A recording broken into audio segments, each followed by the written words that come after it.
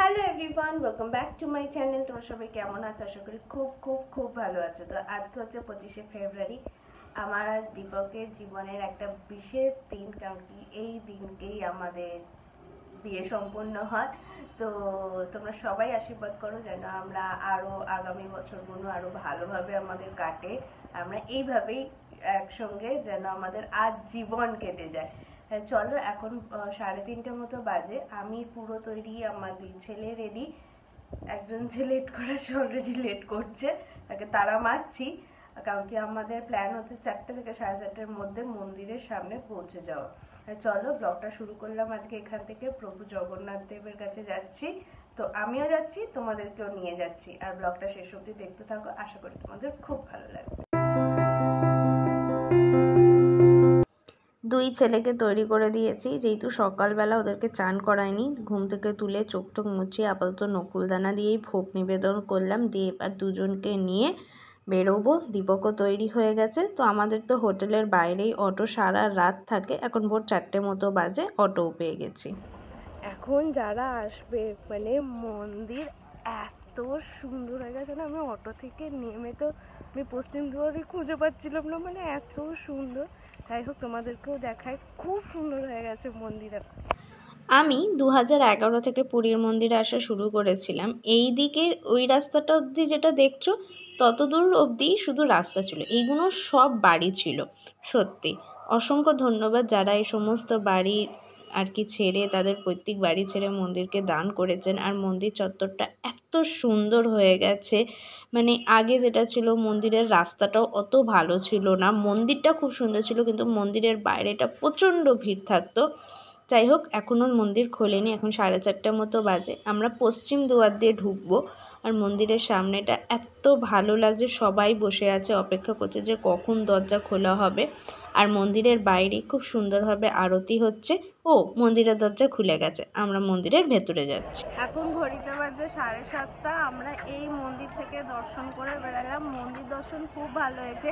Even দুই গোপাল তো মন্দিরের, মানে যেখানে অ্যাকচুয়ালি প্রভু থাকে, সেইখানে নিয়ে চলে গেছিল। তো খুবই ভালো দর্শন হলো। তাহলে চলো, এবার আমরা মন্দিরের সামনেটা একটু যাবো, কিছু ছবি টবি তুলবো। আজকে বিশেষ দিনটা আরো আমাদের জীবনে বিশেষ হয়ে রইল। আমরা যেহেতু পশ্চিম দুয়ার দিয়েই ঢুকি প্রত্যেক বছর না, যখন যেরকম হয়, বাট এখন পশ্চিম দুয়ার দিয়ে ঢুকি যাতে ভিড়টা একটু কম হয়। এই যে এটা হচ্ছে পশ্চিম দুয়ার। আমরা ওই দিকটা যাব, আর তোমাদেরকেও সঙ্গে দেখাচ্ছি যে মন্দিরটা, রাস্তাঘাটগুলো কত ভালো হয়েছে। আর মন্দিরের বাইরে এইগুলো যেগুলো দেখছো, সেগুলো হচ্ছে রেস্টরুম করেছে, তারপরে হচ্ছে তোমার জুতো রাখার জায়গা করেছে। এইটা হচ্ছে দক্ষিণ দুয়ার। দক্ষিণ দুয়ার দিয়েও আমরা অনেকবার মন্দিরের ভেতরে গেছি। আমার মন্দিরের কোনো দুয়ারই বাকি নেই, সব দুয়ার দিয়েই গেছি। এটা দক্ষিণ দুয়ারের সামনেটা। আর এইবার তোমাদেরকে দেখাই যে, মানে রাতের বেলায় তো আলোটার জন্য তো বোঝা যাচ্ছে না, দিনের বেলায় দেখো, এগুলো সব হচ্ছে রেস্টরুম। আগে যেটা মন্দিরের সামনে শৌচালয়ের একটু সমস্যা তো ছিলই, কিন্তু এগুলো সমস্ত খুব সুন্দরভাবে করা হয়েছে।